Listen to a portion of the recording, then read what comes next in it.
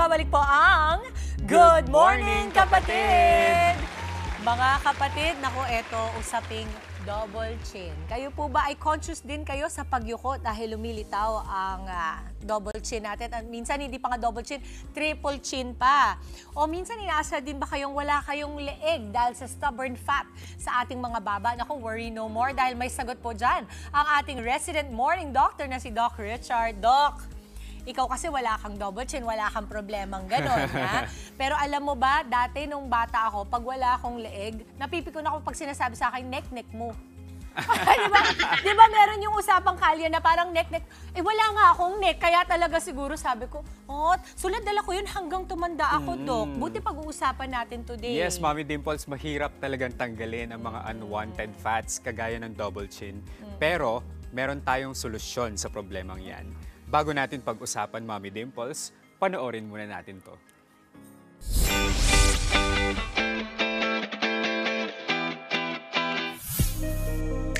Naging tampulan ng tukso ang 31 anyos na si Clarissa dahil sa kanyang double chin. Wala daw po akong leeg. Diretso daw po ganito. Siyempre po nasasaktan din po. Wala naman po akong magagawa. Nandito na po to eh. Noon pa man, may double chin na si Clarissa. Pero napansin niyang mas naging halata ito noong nagkaanak siya. Nung lumaki ako, tsaka nagkalaman-laman yung katawan po. Saka po siya umimpis din ng ganito. May hormonal imbalance po kasi ako na PCOS. Sinubukang mag-diet ni Clarissa pero hindi ito tumatalab. Uminom po ako ng mga supplements, yung mga nakikita ko po online. Pero hindi rin po may epekto kasi malakas din po kasi akong kumain ng kanin. Paano nga ba mawawala ang stubborn fats gaya ng double chin? Alamin yan dito sa Balik Alindog. Doc. Okay, simulan na natin kasi maraming mga kapatid natin nakaka-relate dyan. Yes, In fact, sa Mommy sobrang Dimples. pagka-relate natin, may mga tao na natutunan nilang mag-selfie ng nakaangat kasi nadadaya.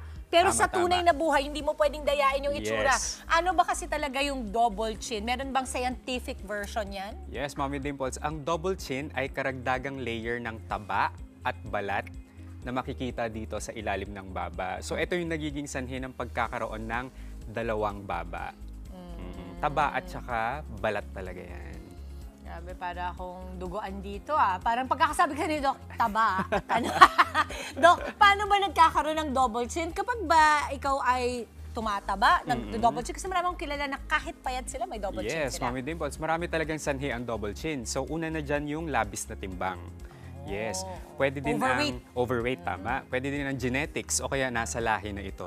So pwede din ang hormonal imbalance gaya ng polycystic ovarian syndrome. So pwede silang magkaroon ng double chin kasi very prone sila sa pag-gain ng weight. Yun ba yung tinatawag na moon face? Di ba? Pag may Oo. PCOS ka raw. Yes, nagkakaroon din sila niyan. Pwede din ang pagtanda o part of aging na talaga yan. Nagsasag na. Nagsasag na siya. At eto, Mommy Dimples, sa maling postura. Ay, baka kaya meron ako niyan kasi hindi ako maayos umupo. Dapat pala pag ganyan. Okay, so paano naman to masusolusyonan, Doc? Kasi syempre, tayo, di ba, pagka ngayon pa man din, we take care of ourselves. We are very high on self-care. Yes. Paano ba yan masusolusyonan? Okay, so ito yung mga posibleng solusyon dyan, Mommy Dimples. Una, bawasan natin ang timbang kapag tayo ay medyo nag-overweight na. Pag-diet, Yes. ganon. Tapos, iwasan natin ang pagyuko. Ayusin natin ang ating postura. Chin up, kumbaga. Tama, chin up. Kung may extra budget naman tayo, may mga doctor procedures na pwedeng gawin. So, mag-i-inject kami dito para Gumagawa tunawin. kayo niyan? Yes, Mommy Dimples. Tinutunaw namin yung taba dito. Okay. Pwede din ang liposuction. Parang Ayan. tinatanggal naman yung Oo, taba. tama. Okay.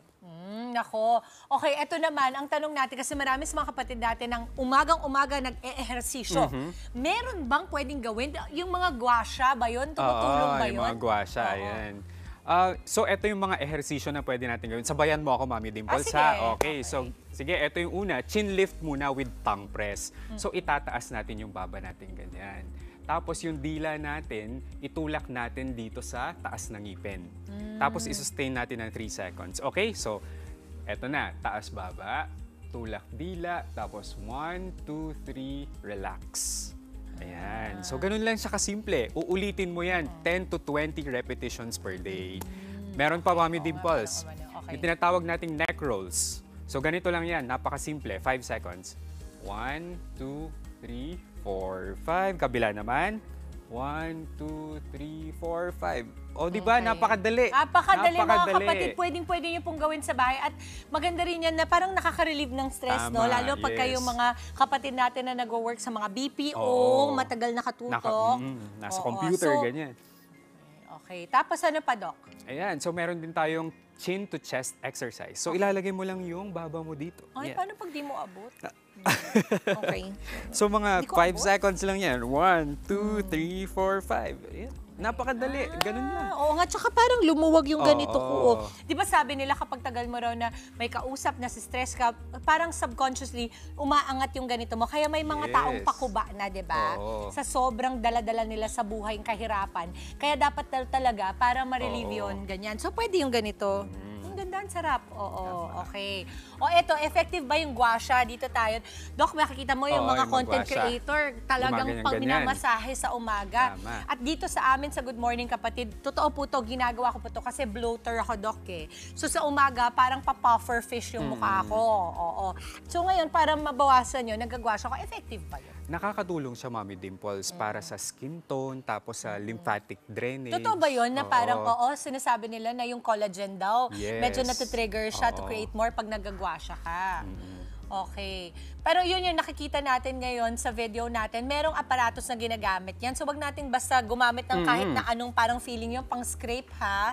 Dapat yung gamit nyo talaga yung maayos. Okay, tips para hindi magkaroon ng double chin. Okay, so para sa ating mga kapatid, ito po ang tips para iwas double chin. Unang-una, panatilihin po natin ang tamang timbang. Doc, sorry, can I just cut you? Yes. At pag sinabi mong tamang timbang, iba-iba kasi yan para sa iba't Oo. ibang tao. Ano ang gauge mo para doon? Okay, meron kasi tayong tinatawag na BMI. Oh, okay. So yung body mass index, usually kinakalculate yan base sa iyong timbang at Sa saka sa iyong height height. at edad. Yes, at saka edad. Okay, Oo. So okay. doon natin ibibase. Ibibase. Oo. Okay, So sige, kapag Doc, overweight, sige. ayan, ayusin natin. Pangalawa, palakasin po natin ang ating kalamnan sa leeg at saka baba. Iwasan po natin ang maling postura. Ayan, sit up, ganyan. Regular po na pag-ehersisyo at pag-aalaga sa balat gaya ng pag-iwas sa sigarilyo. Oo, alam mo, ang smoking talaga, napansin ko sa mga items natin lately sa Balik Alindog, minimension mo palagi na nakaka-apekto talaga Tama yan, ito, Mami no? Dimples. So, iwasan na natin yung Iwasan bisyo na na. ganun para maka-pretty naman tayo Oo. sa umaga, di ba? Nakaka-fresh talaga ang hindi paninigarilyo. Agree. Healthy living, Healthy balanced living. diet, and good posture. Yes, Marami tama. na naman ako natutunan sa iyo, Doc Richard. Maraming salamat po, Doc Richard, ang ating resident morning doctor. Mga kapatid, Dimples Romana po, kumpletuhin ang inyong umaga ng mga kwentong puno ng inspirasyon. Salubungin po ang bawat araw ng may ngiti at pag-asa. Kaya't mag-subscribe na po at mag-follow na sa aming social media pages ng News 5.